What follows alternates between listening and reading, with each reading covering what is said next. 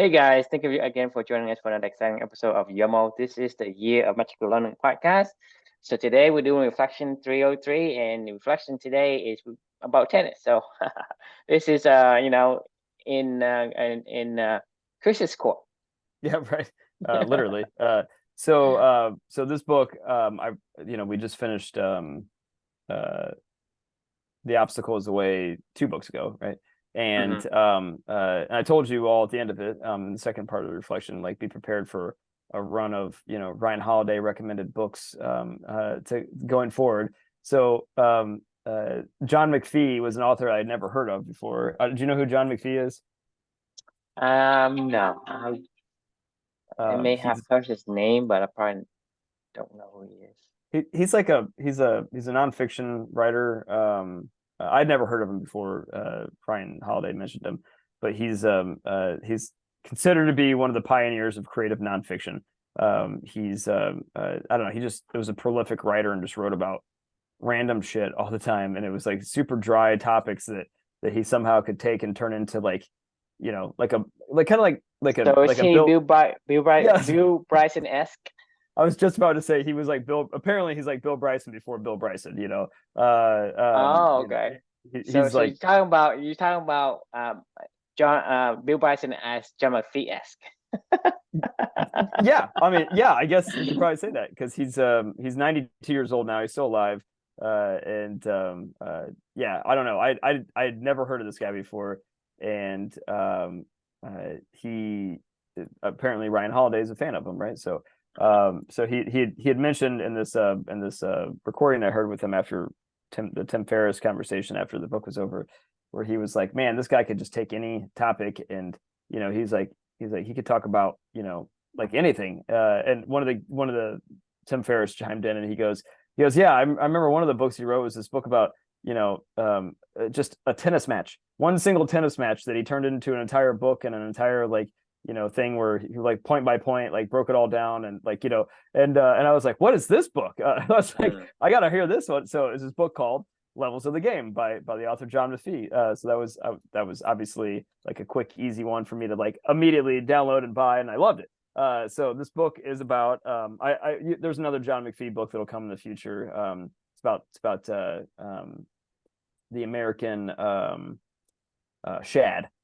It's a fish. It's a book about a fish. That's the whole book's about the shad. And it was pretty interesting. I actually learned a lot from it. Mhm. But this book was about this book called Levels of the Game by John McPhee. So this is literally just about a U.S. Open. I think it was a semifinal match. I don't think it was the finals between Arthur Ashe and Clark Graebner at Forest Hills. Is the old U.S. Open site in New York. It was called the Forest Hills Country Club, and they used to play on grass, I think, back in the day, back when 1968.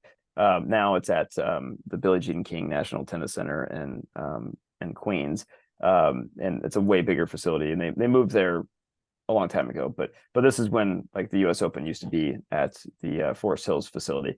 So this match is like it says, it's a stroke by stroke description while examining backgrounds and attitudes that have molded the players' games.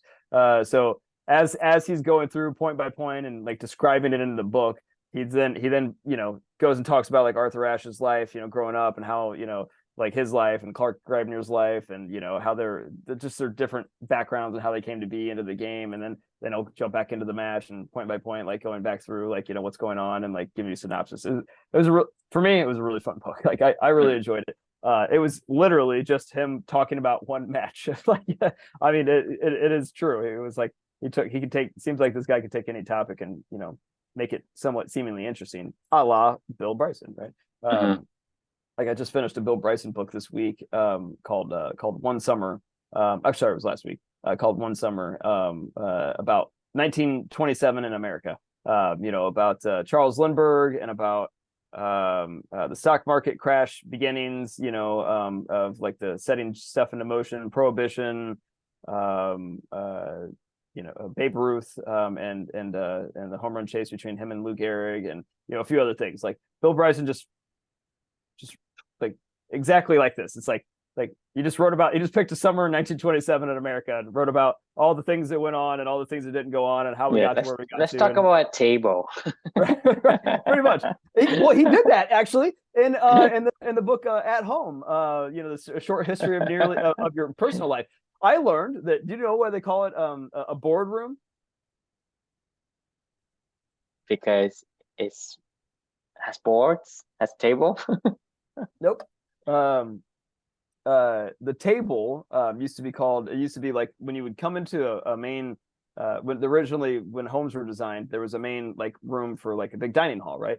And it was just usually like a big board that was that everybody sat around. That was just bookended, kind of like a table, right? But so everything needed to be above board, right? So that's why it's the board room, the room where the big board sits in, and being above board means like your hands above the board, so everybody could see what was going on or what wasn't going on, kind of thing. And I was like, holy shit, like it's crap like that you learn from Bill Bryson, and you're like to your point, it's a joke, but like you said, you can talk about a table and make it interesting. He literally can. It's pretty remarkable. Anyway, all right, so this reflection is about reflection title is Tennis as a Fight of Character.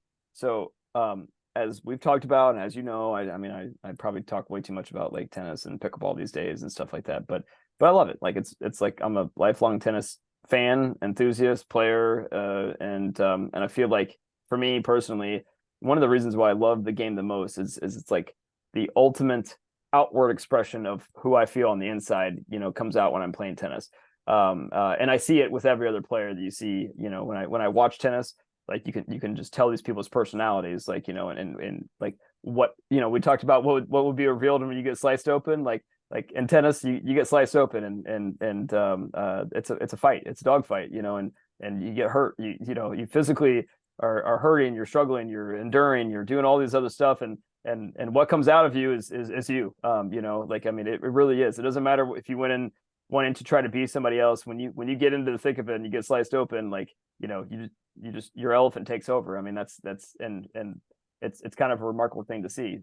There's an old quote of how you do anything is how you do everything, and tennis is a great example. Like, I mean, I try my best. I've told you this a million times. Like, I would love to be, in theory, in my mind, I would love to be the person that's like, a little bit more quiet and reserved and just observing, taking everything in, like being very, I don't know, like, somebody that goes and sees the Mona Lisa and sits there for 3 hours and just stares and tries to pick out every nuance or something like that in the Louvre.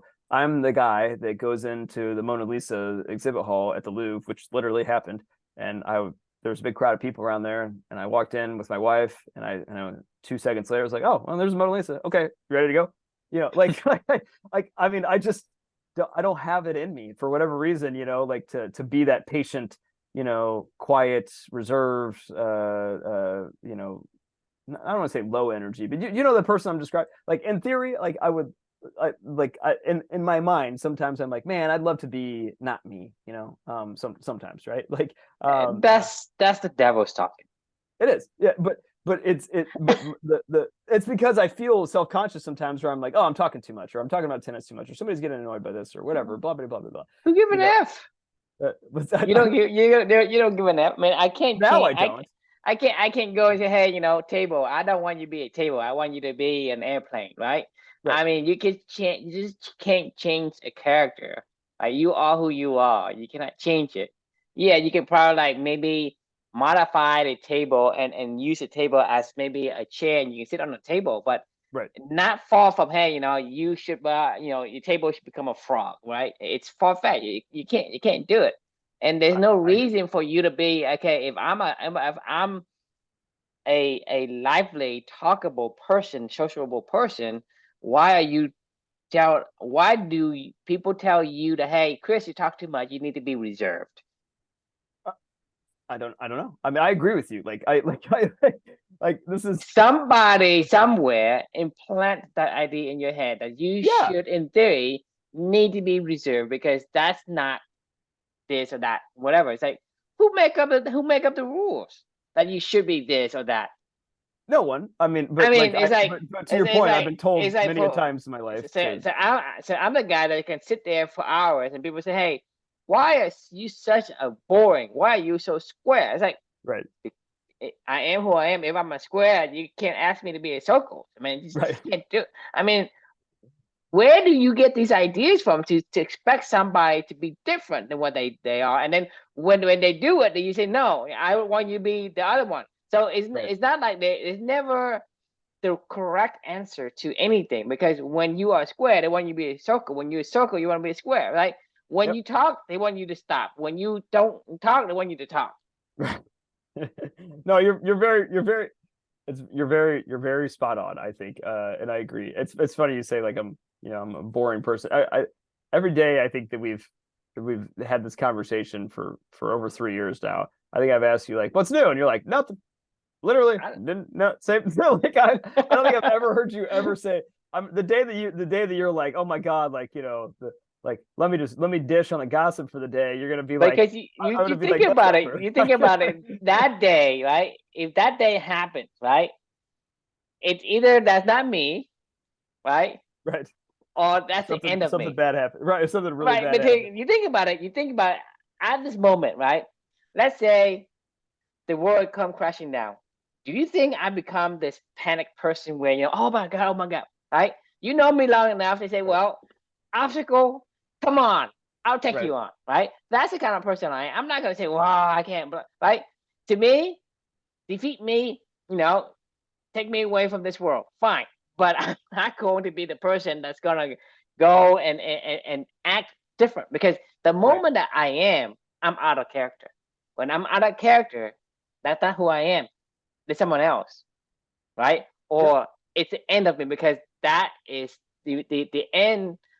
Is a markation of the end of this person, a beginning of a crazy person, or whatever else, whatever that person might be, Right. because it's not the same person.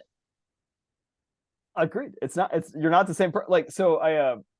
This is not my reflection, but this is you just made me think about a time when I used to every Christmas we would go down to San Antonio because that's where my wife is from.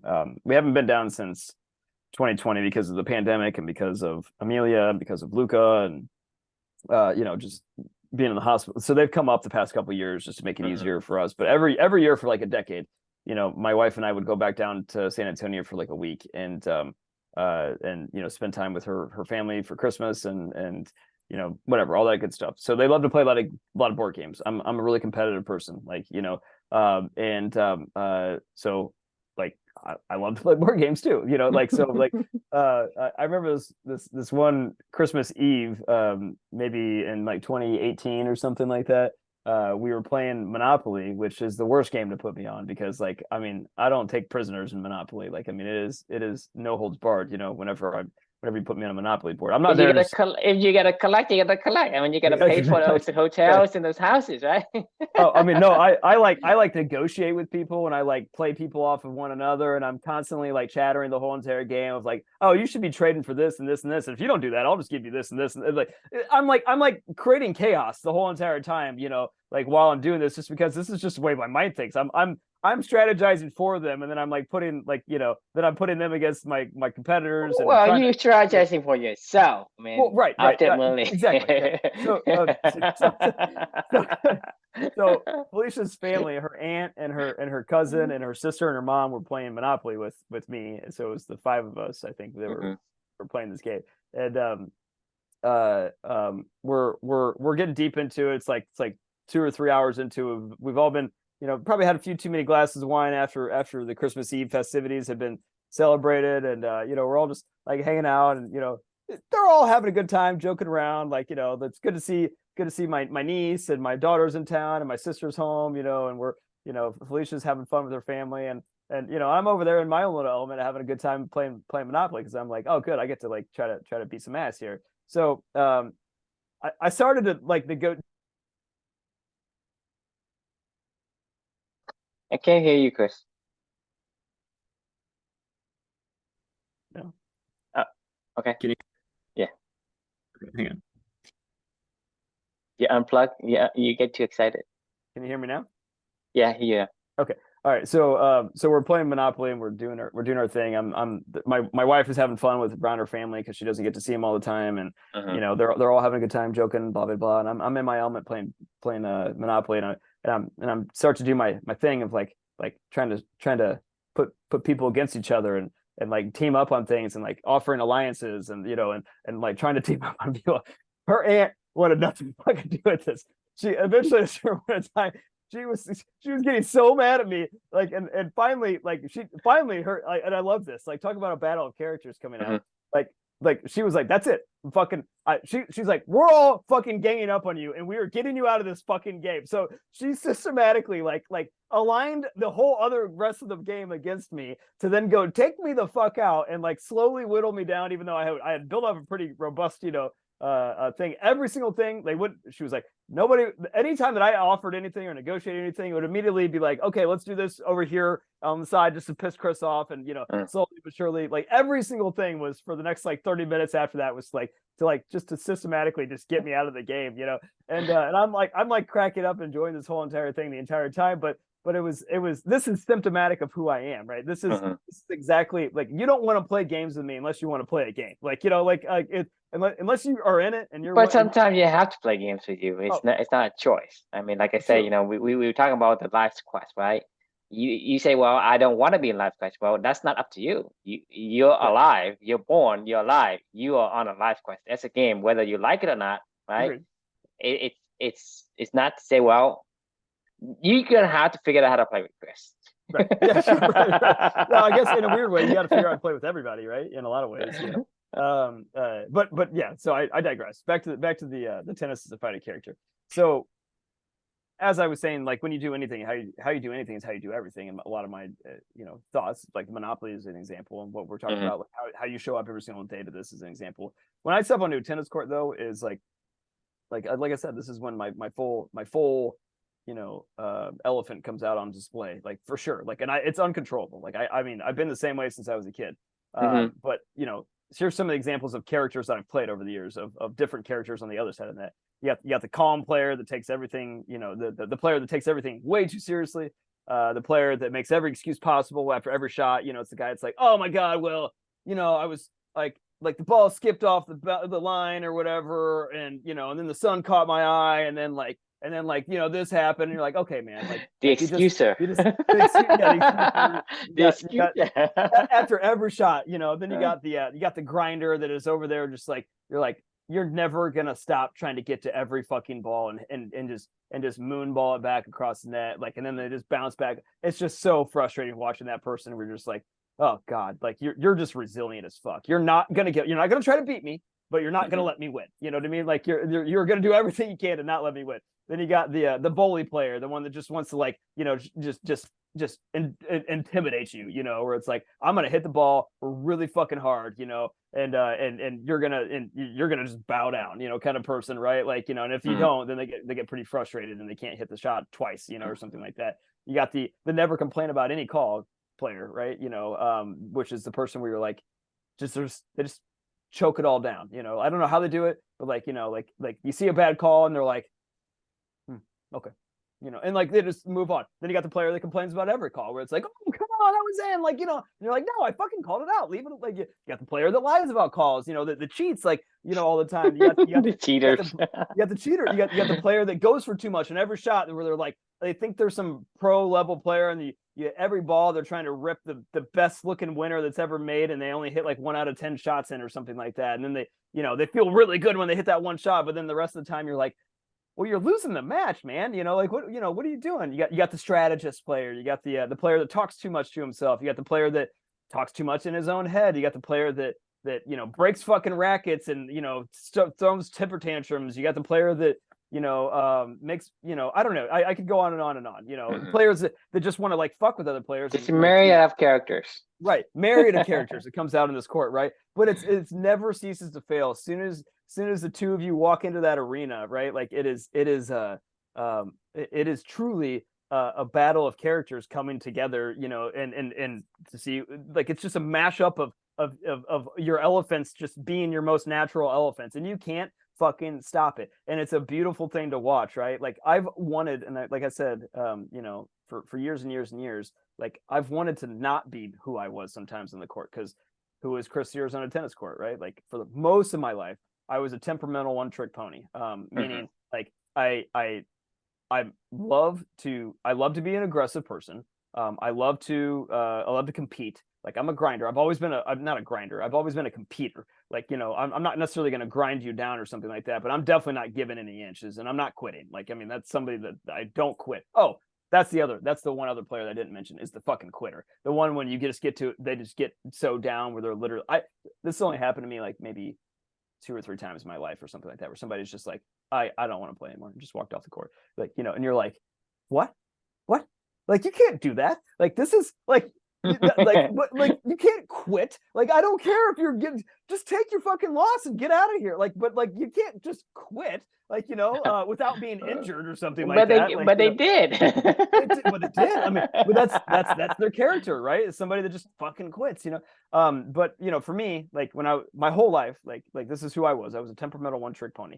That was my character that came out on the court. I would hit really hard, aggressive. I would try to assert my dominance on people, and if it didn't work, then it didn't work. Like, you know, and I would get frustrated. I'd get pretty mad. I would lots of you know, fuck, and lots of, you know, come on, like, you know, like, and lots of, you know, like, you know, when I was a kid, I used to throw my racket all the time. Like, I don't do that anymore, but like I used to just get so fucking mad that I would just like chuck my racket into the fence, and, you know, like, you know, just really frustrated, right? When I was like, and my mom used to get so mad at me, like, you know, she never told me, but she was like, I don't even want to watch you. I'm like embarrassed watching you sometimes. Like, you know, like, and to be fair, I probably would be too, if that was like Luke out there doing some of the stuff that I was doing. Like, I'd be like, come on. Like, it's okay. It's just a game. And I'm like, you don't understand. It's not just a fucking game in my head.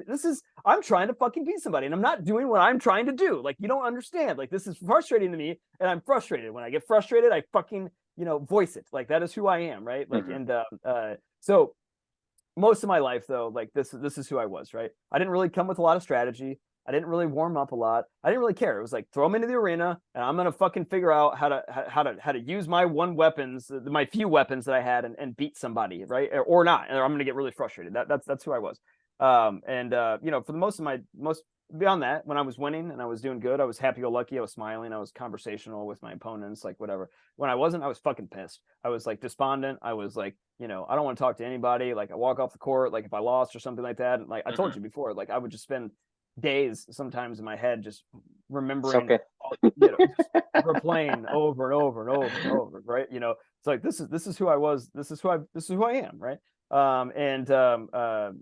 After meeting Amelia, though, like a lot of the stuff has changed, right? So I now understand myself way more than I used to, and that was through this whole YOML journey stuff that I've been on with Amelia, exploring life together, things like that. And now I own this way more, right? And I care way more about the stuff, and I use my values way more now to try to be the person that I want to be. Not the person that the elephant. I try to train my elephant to be the person that we all want that person to be out on the tennis court. So now, like, I'm a completely different tennis player. Now I do strategize a lot before I go into each match. Now I do, you know, and try to endure, you know, where if it's not working, if my weapons aren't working, like I try to problem solve and I try to troubleshoot. I don't quit. Like I never quit. I've never been a quitter, but like I endure now. I just physically just endure, you know, through shit. I try to, like, you know, calm myself down and talk to myself and try to remind myself of my values while I'm out on the court. I try to, you know, use integrity and make sure that I never, you know, like when I was a kid,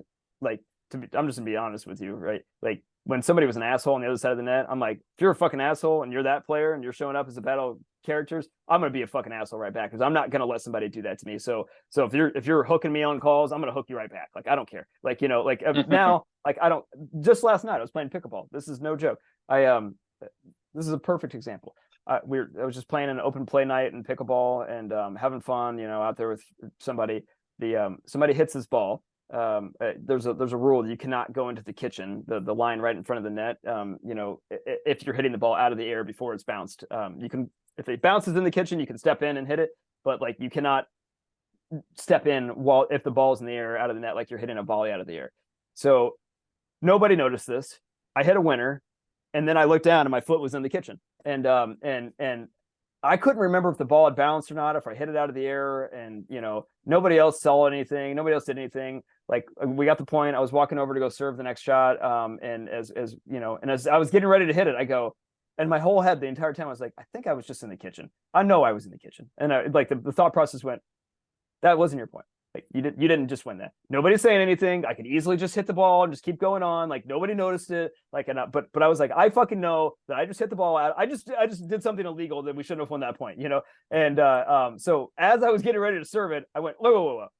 Like this is like 10 seconds later. Like this never happens. Like I was like, I was in the kitchen on that shot, and I was like, that's your guys' point. Like gave him the ball, and I went back to our normal spots that we should have been before we just switched. Like I mean, I was almost ready to serve the ball, but like this is my point of like this is now how I think out on the before I just would have been like, fuck it, who cares? Like nobody said anything. Like can I get away with it? It would have been like the my little Chris Mapache, raccoon shit going on. Like, oh, did anybody see it? Anybody see it? Did I get away with it? Did I get away with it?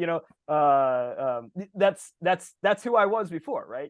I'm still a Mapache, but now I'm a controlled Mapache that goes, okay, like I don't need, this isn't worth doing this right now, kind of thing, right? So anyway, long story short, this is why I absolutely love tennis in general, and it's Yomo. This is why I love this Yomo journey, is because it's connected me and Amelia to my values, to understand and guide myself and to be the person that I want to be. And when tennis is out there and it's a battle of character, and what gets sliced open and what gets revealed, slowly but surely that person is changing more and more into that person that I want to be. And I see it in my tennis game versus like I've always been the same person, but now it's way more controlled and way more not controlled, way more on purpose, right? Like it's like I'm correcting myself.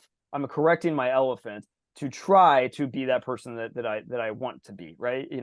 Versus just letting it run wild and doing what it does, right? So anyway, I'd love to get your thoughts. Love to hear what you said.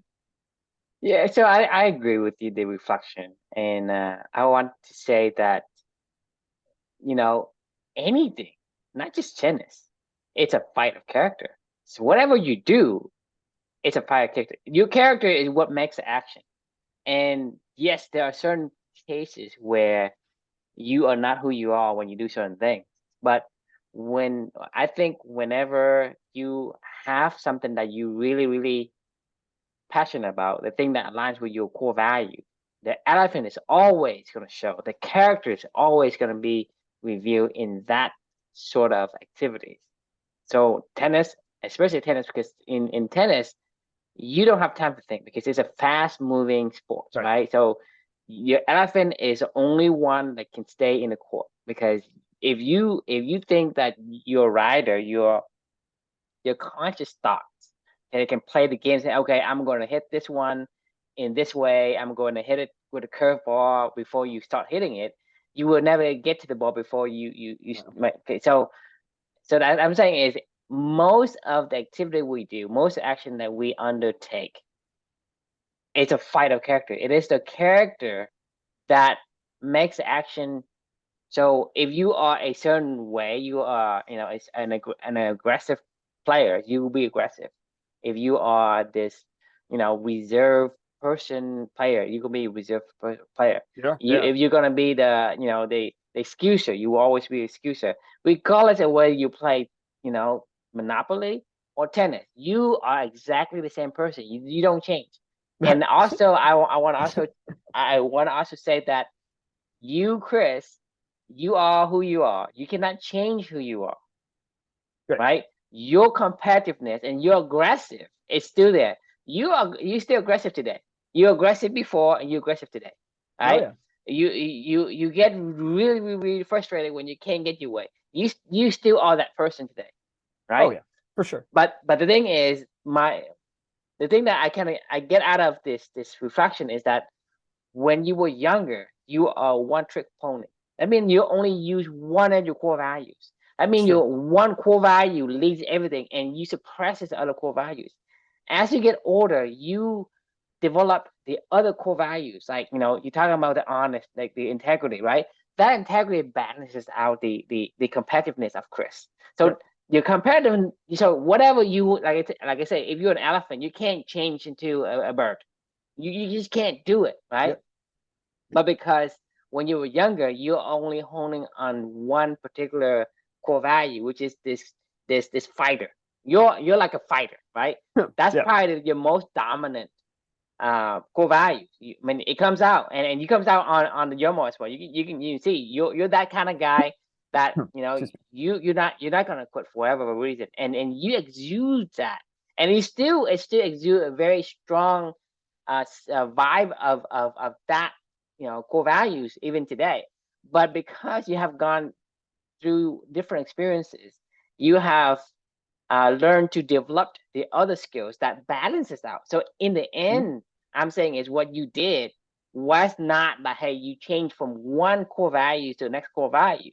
You Right. just balancing out. So you become more of a balanced person now that you have gone through the obstacle, through the experience, and your character That's spot on. has Yeah. changed in a way, but it doesn't change from the fundamentals. So your competitiveness nature is still competitive, right?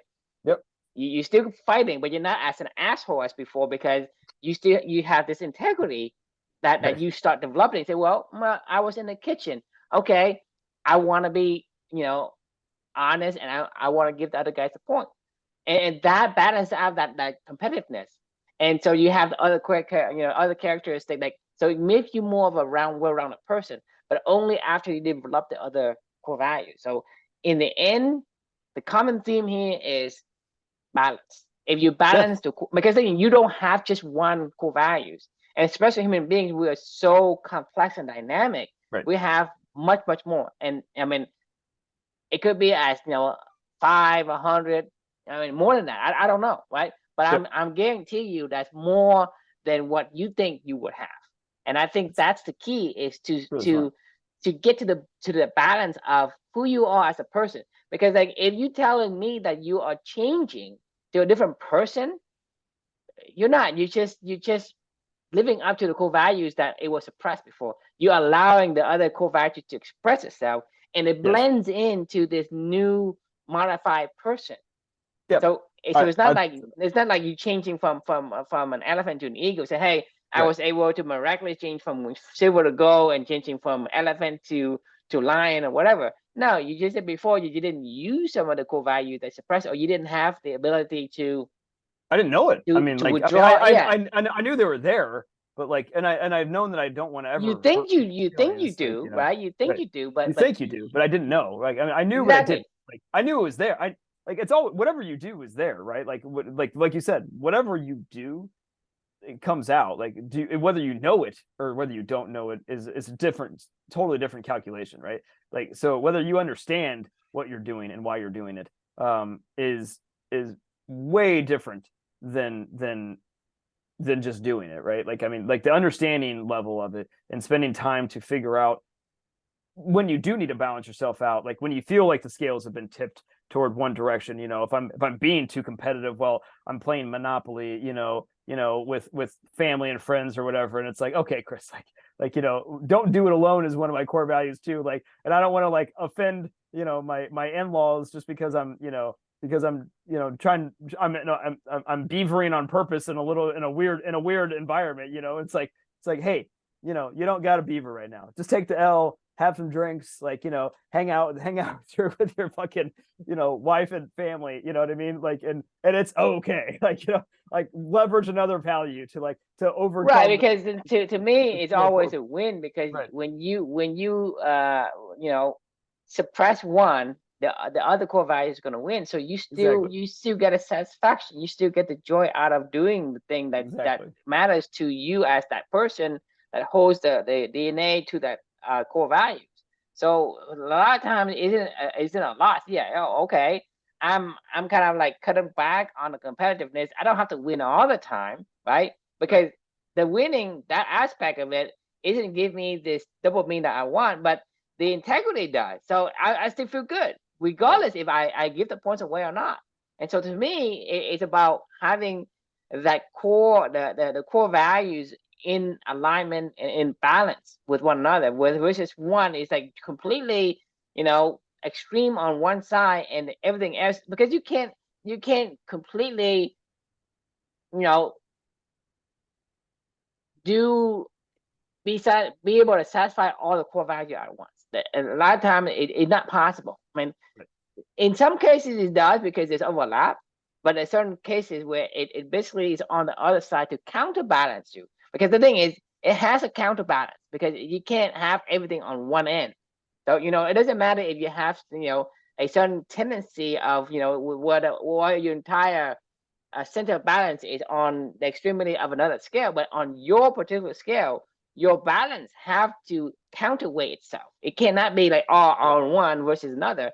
So that's what I'm saying is a lot of times we suppress many other core values and only exude one, and that create this person that, because that person a lot of times, like you say, when it doesn't go your way, you're one trick pony. You are stuck in the corner. You get so pissed off. You throw the rackets on the floor. You're breaking the rackets, whatever, and your whole entire existence is a miserable existence. Right. Versus now, what I have, okay, if I can't go through the boulder, I can go around it. Right. I'm using the other dynamic elements I have, other tools I have to get myself the same goal. Is okay.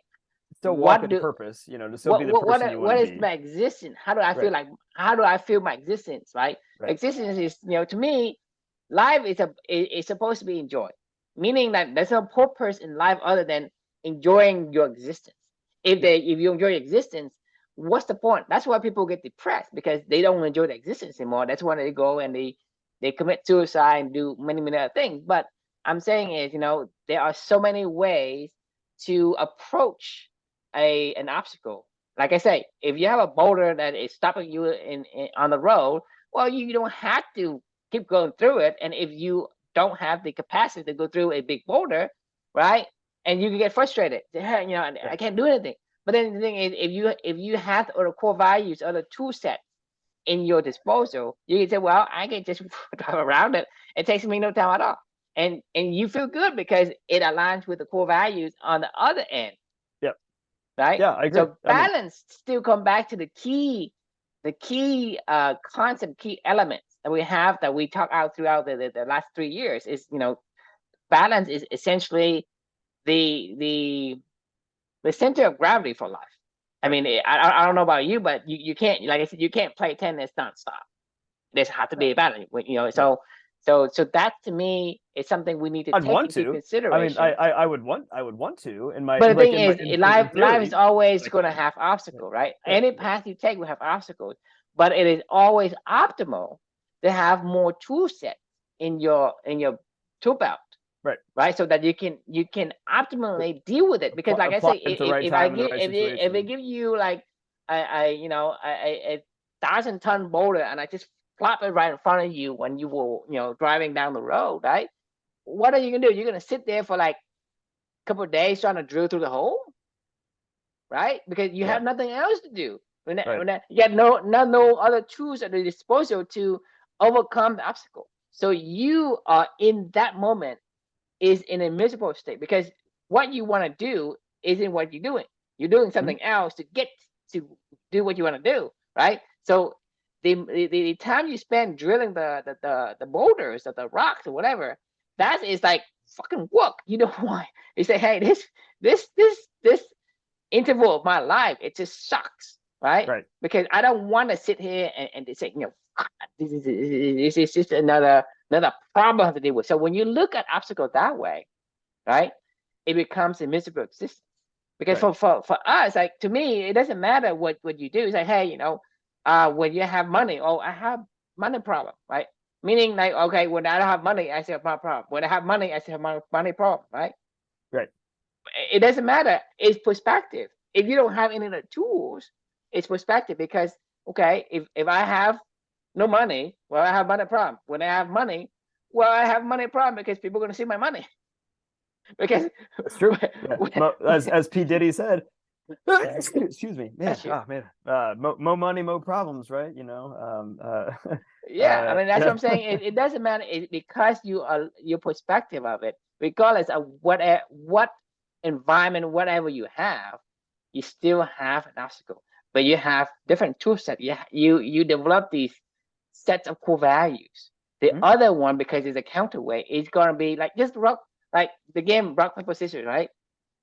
Well, you have a rock, well, someone else is gonna beat the paper. Well, you have paper, well, someone else is gonna beat the, you know. So so the opposite of one of the core values is the weakness, is the strength of the other core values. So it's able to easily solve an obstacle. So when you take that kind of a tool set, like I say, in the path that you walk, you will always have obstacle. Doesn't matter what path you take, you will encounter obstacle. But because you have a tool set, those obstacles is nothing in your view. It's nothing in your perspective, because you're able to figure out how to be creative in finding solutions to whatever that comes your way. There's a big caveat though. Only apply your tools. Like this journey has also helped me to understand how much I love certain things. You know, like I've loved tennis my whole life, but I didn't know that I loved it. You know, like yeah. I mean, I didn't know that. You know, I knew it, but I didn't know it. You know, I didn't know why. I didn't know. Like my point being is like but you didn't know why.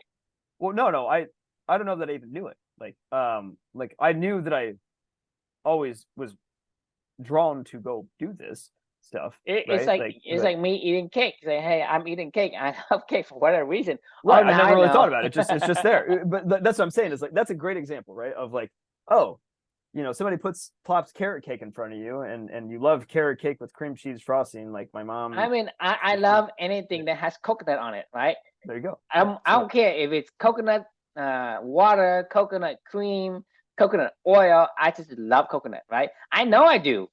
I don't know why, right? So that's the thing, is you kind of do know. you know, but you don't really think about it, right? Like you're like, oh, carrot cake is here. Like, but you do know that you like something or you love something, but like you necessarily don't know like how to harness that, right? So like I would say there's a 2-point component to what you're talking about, because the other part of this journey with Amelia has been like I understand what a lot better what I love and what I don't love these days, and that's fundamental to this whole process too. Not only do I understand the tools to leverage to make sure that I can continue to do what I love, and to find other ways to stay balanced doing what I love, but also just identifying what I love and what I didn't love. Like, you know, like I think I've told you this, like, but from when I was 22 years old, right after I graduated college until I was like 28, I think, or something like that, I didn't play tennis. I wasn't in college anymore. I wasn't playing intramural sports. Like, and you know, to be fair, I didn't play that much in college. I only would play for like, you know, intramural tennis, and like every once in a while I'd go out and hit with like some friends or something like that. But it wasn't like a big part of my life in college, you know. So when I graduated and I moved somewhere, like that was the last thing that was on my mind of well, I got to figure out a way to play tennis. Like, you know, the thing is, I mean, to me, it's like if you say, okay, right now I love to eat, right? I love to eat cake. I love to eat coconut, German chocolate cake, whatever. I love it. But imagine you throw me into some kind of, let's say you throw me into a predicament, some kind of like a prison or whatever. Well, I don't have time. I mean, you're talking about the Maslow's pyramid, right? Because whenever it gets to the survival mode, you don't think about the thing that, when you have to solve the solutions of survival first before the other going, because it suppresses it.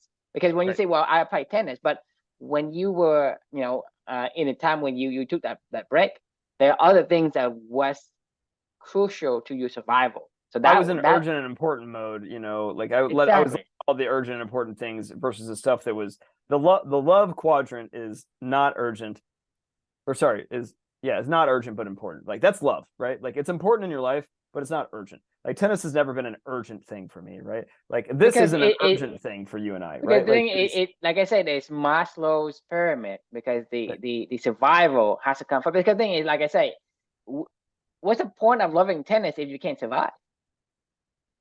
Nothing. Yeah, I mean, right. So it takes priority whenever you get to the point where, fuck, I can't go and rely on my parents anymore. I have to go and work. I have to go figure out how to make a career so that I can make money to put on a table, right? and that is the only thing that's on your mind at that point. Everything else gets suppressed.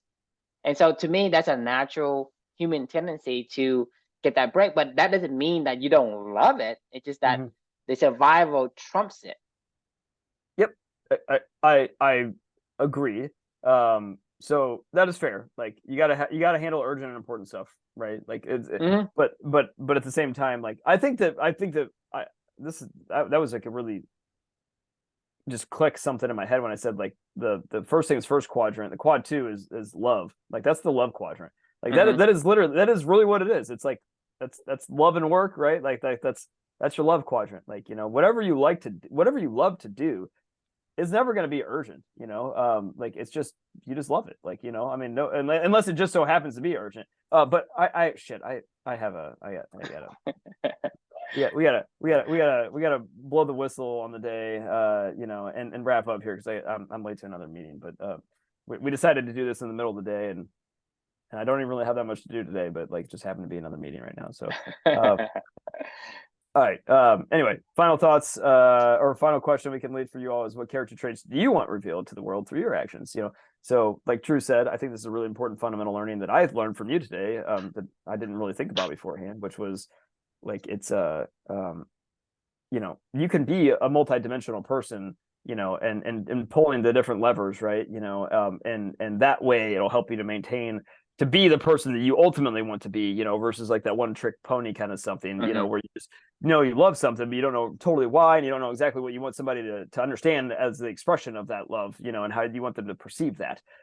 So I think that was really, you know, something I enjoyed. So anyway, any final thoughts? More money, more problems. Yeah, that's right. Very good. No money, no money, still problems. We're still problems. Yeah, exactly. We got problems. You got problems, go solve them. Right. You always have problems. That's the thing. Be the path. Awesome. All right, everyone. All right, have a good one, and I will see you. I'll see you tomorrow.